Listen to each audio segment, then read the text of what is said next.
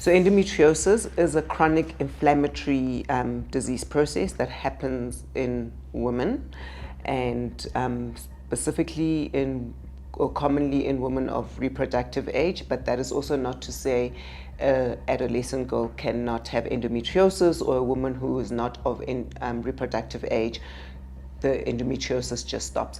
Common symptoms, we always speak about the 4Ds. You may either have all of them or you may have some of them, and sometimes you're not even aware that these symptoms are a problem.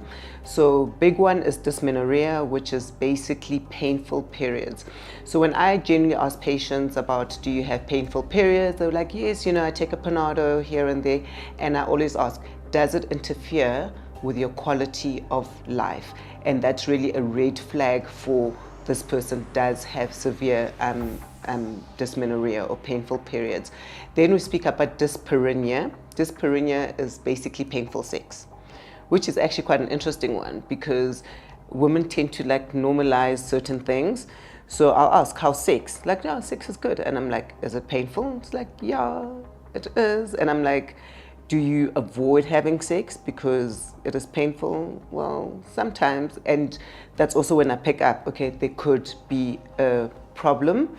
And then there's dysuria, which is painful urination, and dyschezia. So with that one, I don't even really go, I do go into detail, but it's more of, tell me about your bowel movements. And they'll say, yeah, no, I go to the toilet. And I'm like, okay, how often do you go to the toilet? It's like every 3 days. I'm like, okay, when you go, do you strain?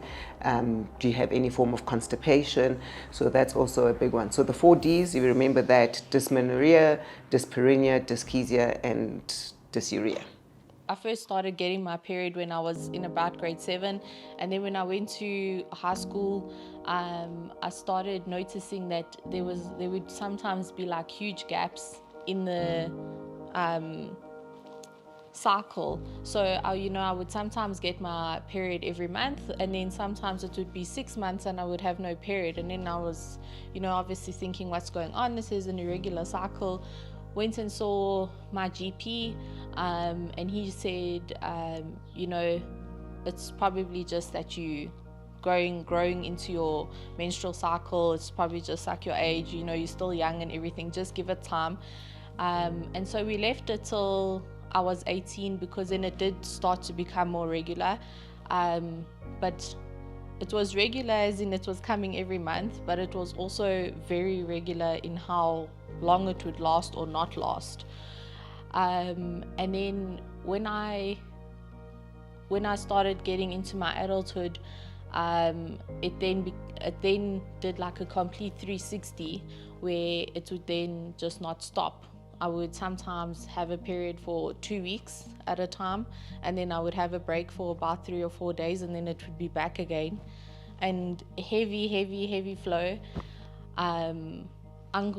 uncontrollable at times, and incredible pain. And that lasted for years. I mean, the pain would be so bad that I would lose feeling from my hips down to my knees. I would lose feeling. My legs would be numb. My lower back would be numb. Everything is just this, nothing would help. I could take the strongest painkillers, nothing would help. I started pretty young. My first cycle came at about 10, 11. From day one. I obviously didn't know. I didn't feel like I was very educated about it. So I just thought having severe pain was normal, because that was what happened from day one. And very heavy from day one. So I was none the wiser. So I started suspecting from about grade 8, when we had our, you have your LO classes, and they briefly touched on the subject endometriosis. I was like, I'm sure this is what I have. During the teenage years, the woman would express a history of severe period pains, but it's almost normalized that when you start your period, you are bound to experience pain, but obviously their described pain is quite debilitating. And normally what happens is that it's minimized when they try to report the pain. It's what you are supposed to experience. So women would report dysfunction dating back to late primary to throughout high school, where they would speak about, having to miss school because of the severity of the pain. Some would even indicate, like psychosomatic reactions, fainting because of the pain. From 10 till about 20, it was very difficult. I had to miss, like I said, a lot of school. To be honest, when I did so, I didn't even know what was going on because it was just this heavy, painful experience. I thought I was going to die from 10 years old. Like I say, I just remember missing a lot of PE. I even failed PE because I had to miss so much of it because of it. If I could find my reports, I'd show you. There was a year I failed PE class because I had to miss so much of it. Because if there was swimming, I couldn't participate. If there was running, I didn't participate because I was just either not there that day, it somehow managed to fall on those days, or I just really couldn't do it.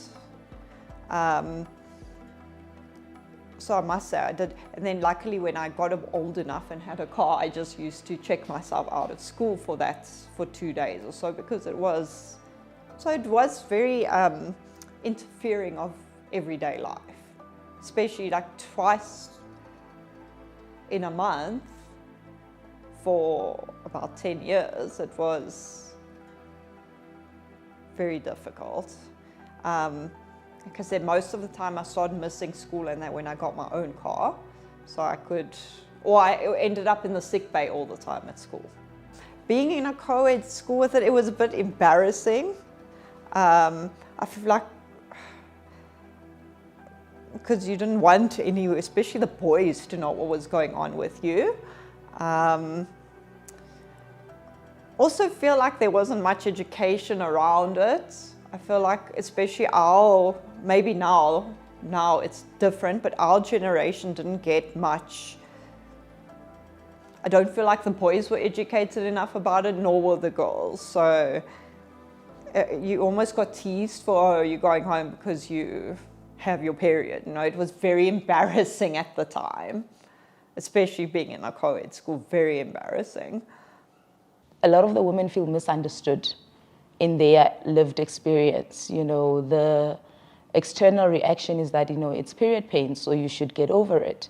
So there is a tendency to suppress what they're going through. So there isn't that emotional release or that support that is actually needed for them to actually navigate, the challenges associated with this disorder. So like I said, I suspected something young, but parents weren't very supportive of they just all believed it was normal. And so only at about 20 years old did I take myself, it was quite a fight, to be honest, take myself to the doctor and put myself on the pill, because I just couldn't bear being in pain for so long. I mean, it's already been 10 years. I used to miss school, I had to miss college, I had to miss even outings because you're just in so much pain. And I just also couldn't live on painkillers anymore. We see a lot of anxiety-related symptoms as well, where the anticipated pain, a lot of women report that, during the time between their cycles, they spend a lot of time worrying about the anticipated pain and a lot of thought rumination around what's going to happen when the pain comes back. And this worry is also associated with a loss of function during this time. So we see a lot of anxiety and panic-like symptoms as well. You're constantly living in fear of when your period is going to come. And so, sometimes your friends would plan a hike and then you think, okay, a hike sounds fun. I mean, I love going on hikes. If someone says to me, let's go on a hike, I'm like, yes, let's go. I'll go put my shoes on now. Let's go. But when during that time, it was hard to do things like that, because something as simple as doing a hike would bring on incredible discomfort and just random bleeding. Even during a time when you shouldn't be getting your period, you would have it because you've gone for a hike. I mean, even doing a gym class, I'd walk out there like I'm a 8-year-old who has a bad back. A woman can actually experience mood disturbances that are considered significant enough to warrant a diagnosis of major depressive disorder. Because I also struggle with PCOS, I get cysts very often, and when the cyst ruptures, it causes an incredible amount of pain. And so it does affect your mental health a lot. And when I was struggling with it before, when it was very bad, you know, I would cry most days. Most days I'd be crying, and I would like even be down on my knees just asking for anybody who's listening to me, like anyone above who's listening to me, to just like end the agony, like please just give me a break. I would even be saying to my period, like, can you just give me a break? Like, you're driving me crazy. I would be asking my bosses constantly, can I please go home? You know, I'm just in a lot of pain. I would call in sick a lot.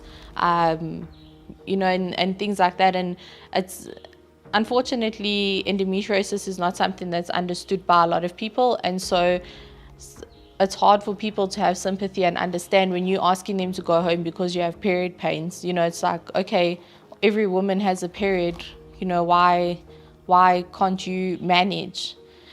And then, you know, it's also not the most comfortable conversation to have either, to say, okay, but this is what my issue is, this is why I'm not coping.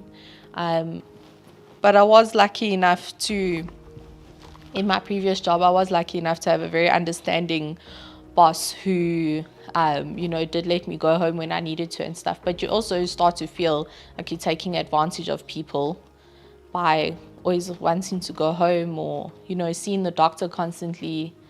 The impairment that is caused by endometriosis can also cause quite traumatic, you know, life experiences, where we see the women, you know, present with trauma responses related to the pain, but also the loss of function. If I'm in pain every month and I have to tell my employer that, hey, this is what's happening with me, they don't believe that, you know, I am actually in pain, they think I'm malingering. It can be traumatic that you lose your work, you lose your social life, you know, you lose your psychological functioning altogether. So that traumatic loss can also predispose women to develop something we call post-traumatic stress disorder associated with the diagnosis of endometriosis. Majority of women this would be the entry point when they come to therapy: mood disturbances, anxiety, and limited functionality overall.